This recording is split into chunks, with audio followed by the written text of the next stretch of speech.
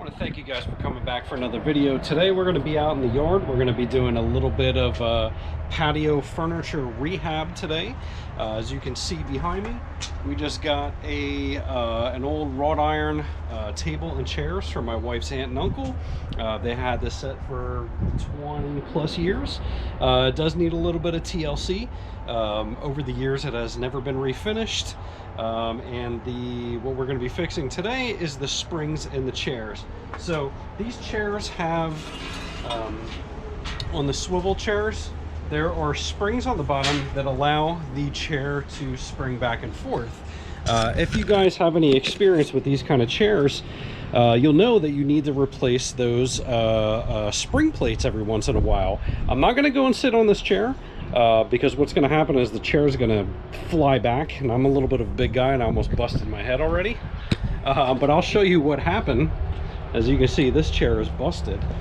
So you can see what's pretty common in these type of chairs is to have these fiberglass spring plates, and the chair is going to hook the plates, connect the chair to the base, and then basically these fiberglass springs allow the chair to swivel and rock a little bit. Now what happened was I didn't know anything about this. I didn't know these were bad. I go to sit back in the chair, chair snaps, breaks, and the rest is history.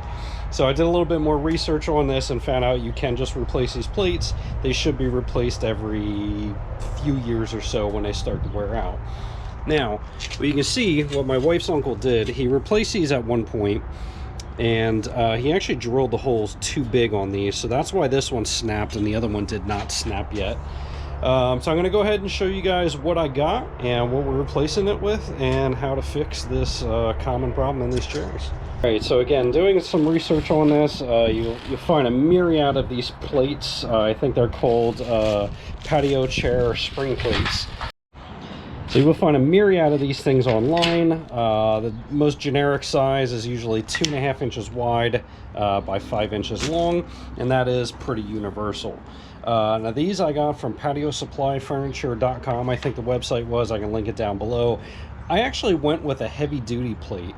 Most of the plates are 1/4 inch thick. These are actually a little bit thicker. These are 0.26 or 0.27, so a little bit thicker than 1/4 inch. All right, so I'm going to show you guys the thickness of the original plates that were on here.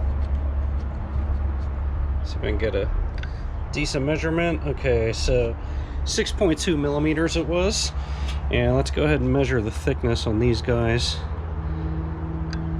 6.4 millimeters, so a little bit thicker. So they are a tad bit thicker. I don't know if the material of the fiberglass or the construction of the fiberglass is a little bit better, but these are quoted as heavy duty, so we're gonna find out. I'm 260-ish pounds, so we're gonna find out pretty quick if these are actually heavy duty. So essentially what we're gonna do first, we're gonna take off the bolts on these chairs.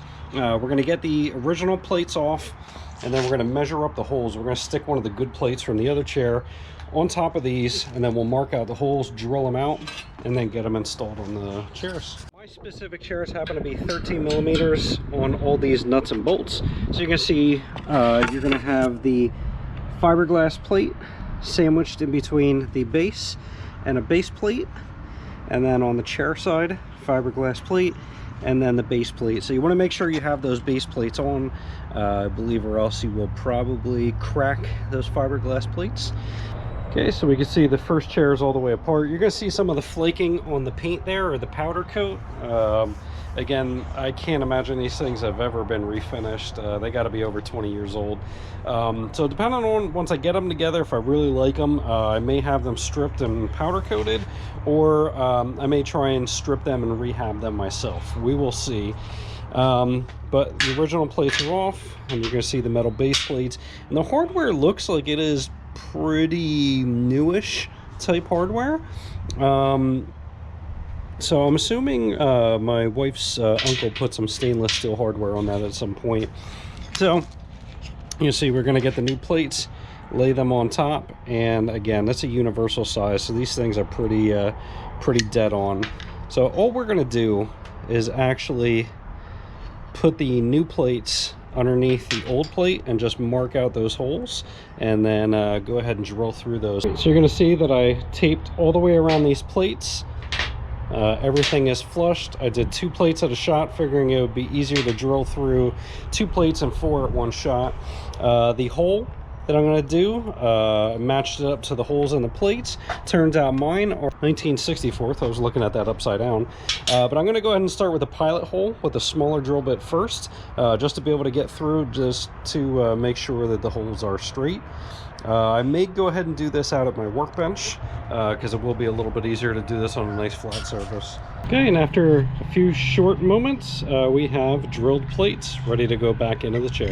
Go ahead and get these tightened up and get the top piece back on.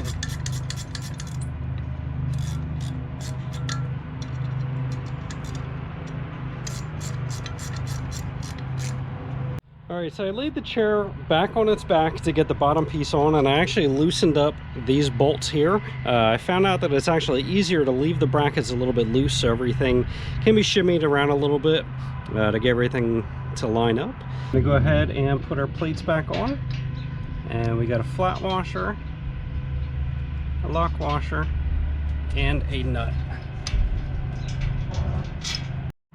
Okay, now with all the hardware on, we'll go ahead and tighten everything back up. Alright, so as you can see, I got this chair and that chair. They're both set up. This one I put in the original orientation, and if you can see, the chair still looks like it leans back quite a bit. So when you sit in this, you kind of still feel like it drags back. My wife says she's a little bit more comfortable in it than I am. I don't trust it like that.